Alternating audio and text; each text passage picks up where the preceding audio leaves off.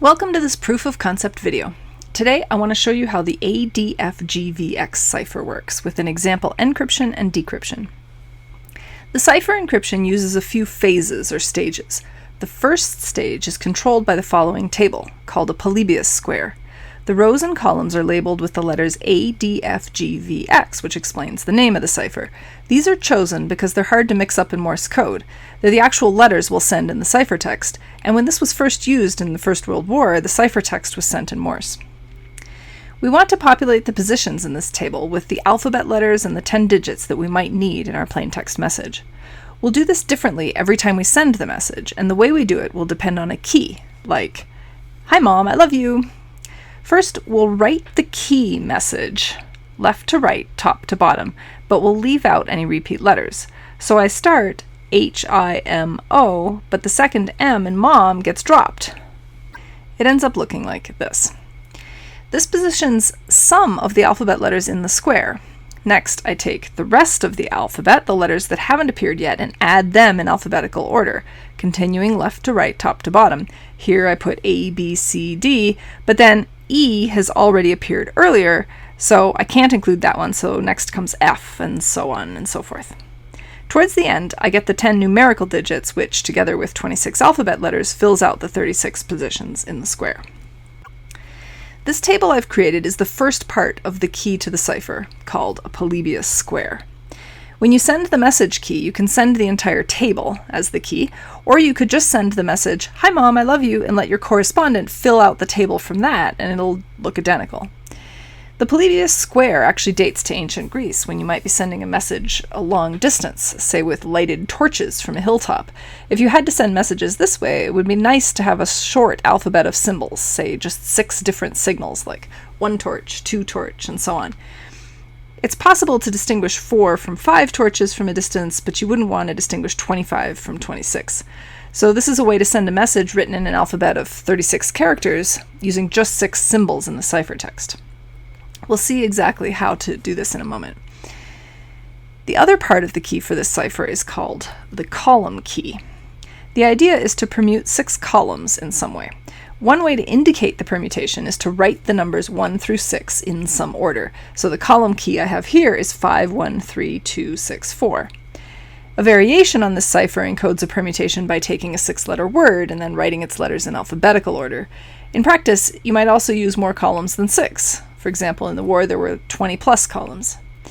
So, to recap, the key to the ADFGVX cipher is the Polybius Square, or the message, like "Hi Mom," that creates it, together with the column key, which is a permutation of 6 things. This key information needs to be shared between the sender and receiver of the message in order to encrypt and decrypt successfully. Okay, let's encrypt a plain text message using this key. My plain text is, "You see, but you do not observe." The encryption goes letter by letter, and it comes in 2 stages. In the first stage, I replace each letter with its coordinates in the Polybius Square. So for example, I look up the first letter, Y, in the Polybius Square, and I see that it has coordinates D, D. So the first stage of the ciphertext begins D, D. So during this stage, 1 letter turns into 2 letters. I continue the same process for each letter of the plaintext. Now the letter O has coordinates A, G. Notice I'm taking row and then column, so it's AG and not GA. Continuing, U will be DF, S will be GG, and so on. Now, this is not the ciphertext. It wouldn't be very secure if we stopped here, because it would be just some form of substitution cipher from letters to letter pairs. So you might be able to use something like a frequency analysis to break something like this, like you do with a cryptogram puzzle in the newspaper. So that's why we have 2 stages of encryption, using the second part of the key, the column permutation. So what I'll do for that is take the result from step 1 and write it under the column key from left to right, top to bottom. Once I've done that, I've got 6 columns of letters written under the column key. Next, I'm going to read the columns in the order indicated by the column headers. So first, I'll read column 1 top to bottom. As I read them this way, I write what I read into the ciphertext. So the beginning of my ciphertext is just the column labeled 1 from top to bottom. Then it continues with the column labeled 2 from top to bottom, etc. And that's our ciphertext. Okay, now suppose the message is received, that is the ciphertext, and it's time to decrypt using the key. So let's hide the plain text, as the person who receives this message doesn't know it yet. They have the key and the ciphertext. How do we decrypt? Well, essentially what we want to do is undo the process that we just did. So take a moment to pause the video right now and think about how that might work. Knowing how encryption happened, you can kind of puzzle out how decryption should work, and it's worth doing this on your own. So pause, try to work it out, and then continue, and I'll show you how. Okay, decryption. First, we need to recreate the Polybius square from the key message. This works just as it did before by writing the key message into the square and then following up with the remaining letters of the alphabet. Now my key is all set up. The first step now, remember we're working backwards, so we begin with the column key and not the Polybius square. So the first step now is to write the ciphertext into the columns. In order to do this, we'll have to count the letters in the ciphertext and divide by 6 to figure out how long the columns actually are. If it doesn't divide into 6 evenly, you'll have to imagine some blank spaces are going to be in the lower right of the column table, and keep these in mind, that these columns are a little bit shorter. Okay, having figured out the columns, then we write them into the table according to the key. So the first block goes in the column labeled 1, and the second block into the column labeled 2, and so on.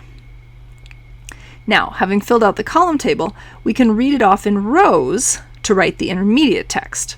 So the intermediate text begins with D, D, A, G, D, F, the first row, and then we have the second row, and so on.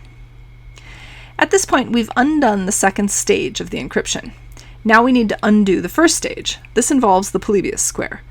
So we interpret each pair of letters in the intermediate stage as coordinates and look up the letters of the plaintext. So for example, the coordinates D, D indicate the position filled by Y, and the coordinates A, G indicate the letter O, and so on and so forth. And then we've done it. We've decrypted our plaintext. If you'd like to test yourself, here's a key and a ciphertext, and you can try to decrypt the plaintext yourself. So pause the video right now if you don't want to see the solution, and in a moment I'll reveal it. Okay, here's the solution. It's a tad tricky, this one, because the number of letters in my ciphertext is 22, which isn't a multiple of 6. When I divide by 6, I get 3 remainder 4. That means I'll have 2 empty boxes in the lower right of my column table. That means columns 6 and 2 will only be 3 letters long instead of 4. So I have to divide up the ciphertext as shown at the bottom of the screen here, with the second and the 6th block being shorter. Then, when I've got that sorted out, I can fit it into the column table and continue from there.